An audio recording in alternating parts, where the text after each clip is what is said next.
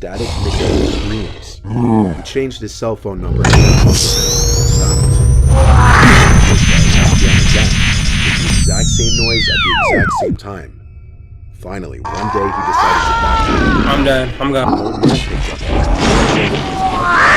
If he didn't answer, it would call one more time. No messages were ever left. He decided to stay secure. Switched to a new one, and then got another new number. And What's up, guys? Worldofdevin here. I'm going to check out the 8 creepiest unexplained phone calls from Mr. Nightmare. I am going through this Halloween binge for this month, sorry. So make sure you guys are tuning in and letting me know what you want to see down below, because if you're not letting me know, then how do I know what to post? We're going to get into this right now, though. It's creepy season. So let's go, because I got to go to the store in a little bit, so let's do this. Do me a favor, hit that like button below, hit that subscribe button below, smash that notification bell. Sorry, I feel you got a burp and it gets stuck in there. Anyway, also hit that hit that notification bell so whenever I drop something, you'll be notified instantly. Let's get into this. I don't know if I'm gonna put a video or not, because this is mostly audio, even though it is a video. Well, you'll see if I do or don't. But let's do this. Hello. There we go. We are sorry. The number you have dialed has been... In 2015, student Michael Andrews of the University of Southern California had left his dorm room with his roommate Steve to go to a frat party off campus. On the way to the party, Steve had realized he left his phone in the dorm room, but already in the Uber to the party, they didn't bother going back to the dorm. At some point during the party, while the two friends had separated to mingle with other friends and acquaintances, Michael's phone began to ring. It was from Steve's number. He picked up and heard Steve's voice on the other end, covered by a mask of static. Even in the loud party, he could distinguish the voice of his roommate saying, "Come back to the room." Then the call ended. With that, Michael left the party and Ubered back to the campus dorms, trying to call Steve back and text him, but he wasn't getting any responses. When Michael got back to the dorm room, he didn't find Steve inside. Strangely though, he did find Steve's phone sitting on his bed.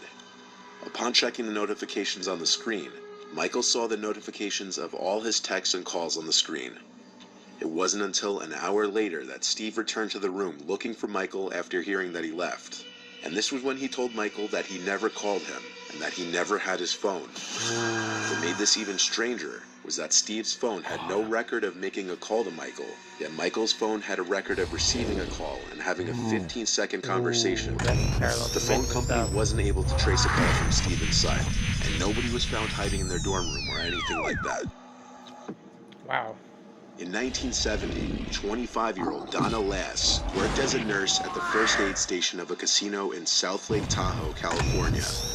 One day, Donna's boss and landlord both received calls from an unidentified man who claimed she was dealing with an illness in the family and would be out of town for a while.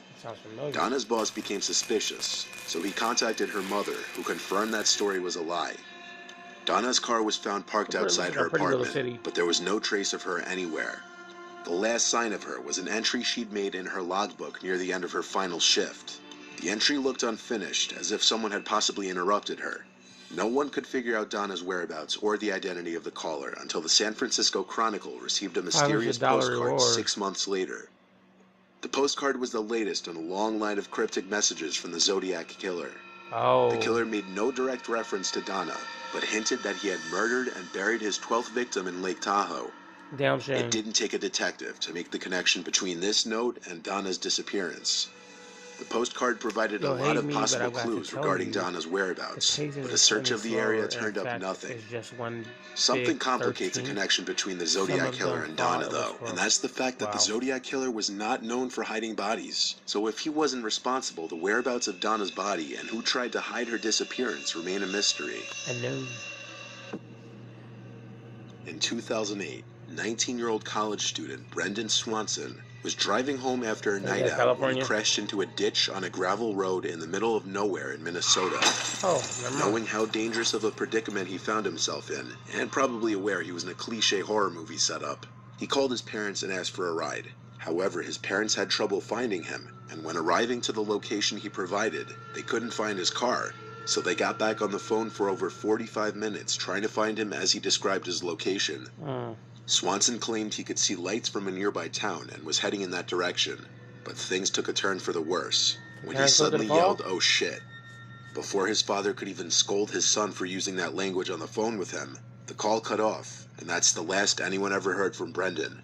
Oh, wow. Even with hundreds of volunteers and 30 dogs searching, only his car was found. So what happened to him? What did he see that made him go, "Oh shit," before abruptly hanging up? What's going on?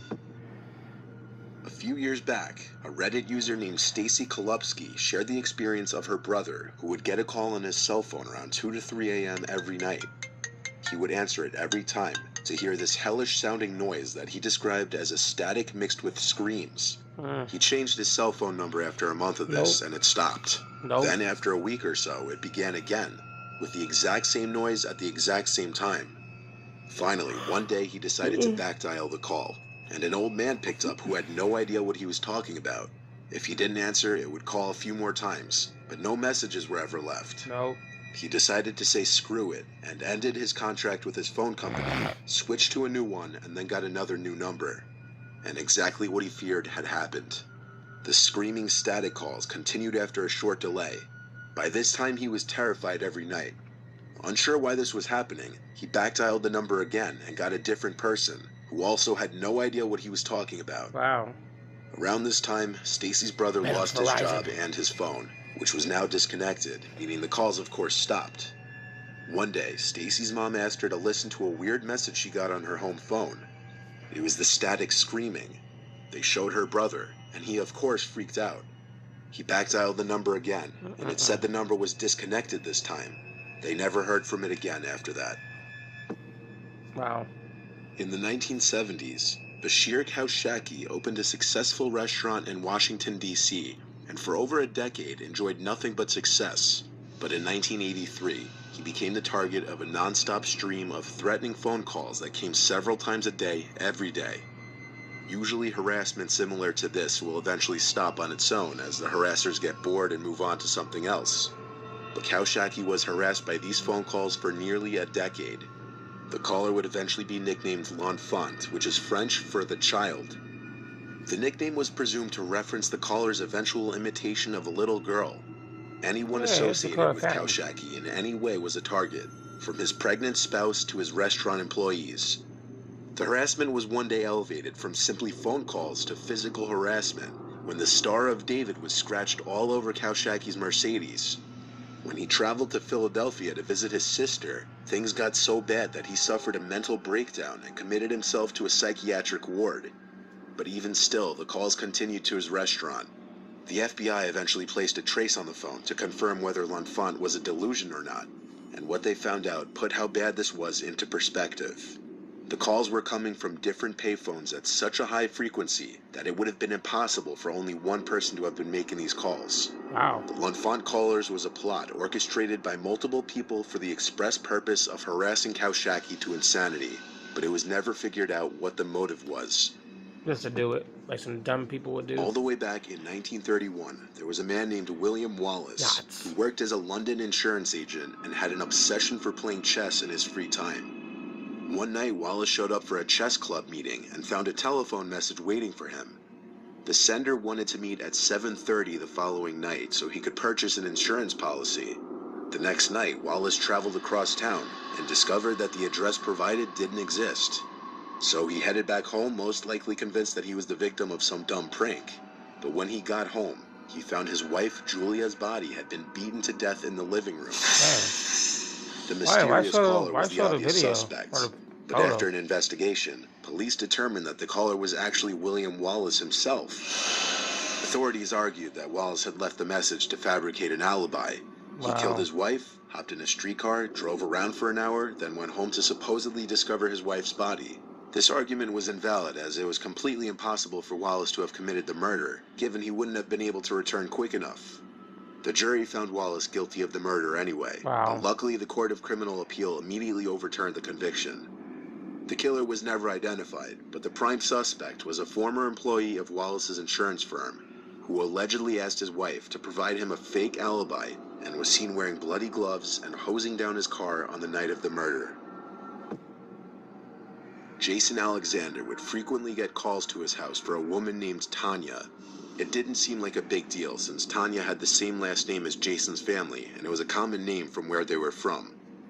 When Jason and his family moved across the city, and phone books gradually stopped being the go-to way of finding somebody's number, the calls for Tanya gradually stopped, and after a while, the Alexander family forgot about the Tanya woman. It was about 4 years later that she popped up in their lives again. Jason was driving home from work one afternoon and was greeted by a pretty grisly car wreck at the turn to his house. 2 cars had collided, and one had wrapped itself around the signage pole that had the house numbers and directions on it, one of which was his house number. Several days later, he got a call from the police. They asked if Tanya was at his residence. Her car was found wrapped around the pole down the street from Jason's house, and she was nowhere to be found at the accident site. He had never heard anything about her ever again. In 1965, the young woman you're looking at, named Judith Hyams, disappeared from her hometown of Coral Gables, Florida. Everyone feared the worst when her abandoned car was found in Atlanta with blood in the backseat. Judith was pregnant and recently went through a divorce. She allegedly made arrangements to get an illegal abortion from a Hungarian doctor named George Hajdu. He was charged with conspiring to perform the abortion, but skipped bail and fled the country. After this, the case was forgotten for a quarter century, until it was rejuvenated by a series of bizarre phone calls. In 1990, the Coral Gables police captain Chuck Smith received a message from an Omaha, Nebraska radio host claiming he had information about Judith's disappearance. Smith called the host back, but the host was completely confused. The host said he never made the call, and he knew nothing at all about Judith. Smith soon received another anonymous call claiming Judith was alive in Omaha. Smith knew nothing about the case, but he had recently traveled to Omaha to deliver a lecture at a police academy, and he started to wonder if this was a prank. Smith got a third anonymous call from someone who claimed to be an FBI informant who had recently spent time with Dr. Hajdu in Hungary. They even provided an old phone number for Hajdu that checked out. Smith was confused, and with such a baffling case, he took the story to the TV show Unsolved Mysteries. Days after the Judith Hyams episode was broadcast, Smith got an anonymous letter confirming what many people suspected all along. Judith died during an illegal abortion and wound up in a watery grave. Wow. While that's the logical solution, it doesn't account for all the strange calls. The callers and writer have not been identified, the doctor has not been found, and Judith's body was never recovered. Wow. Creepy. Yeah, Mr. Nightmare always goes there with those creepy videos and stuff and whatnot. Yeah, man, people are crazy, man. Just watch what you're doing. Pay attention. That's all I can say. Pay attention. Pray and pay attention, because people are nuts, man. People are nuts. It's okay to make mistakes. We're all not perfect, but to, like, go around killing people and stuff, like, that's insane. If you guys like my reaction, please forgive me. I'm very tired. If you guys like my reaction, do me a favor, hit that like button down below, hit that subscribe button, press the notification bell so when I drop something you'll be notified instantly. And I'll see you guys in the next reaction video. Peace out.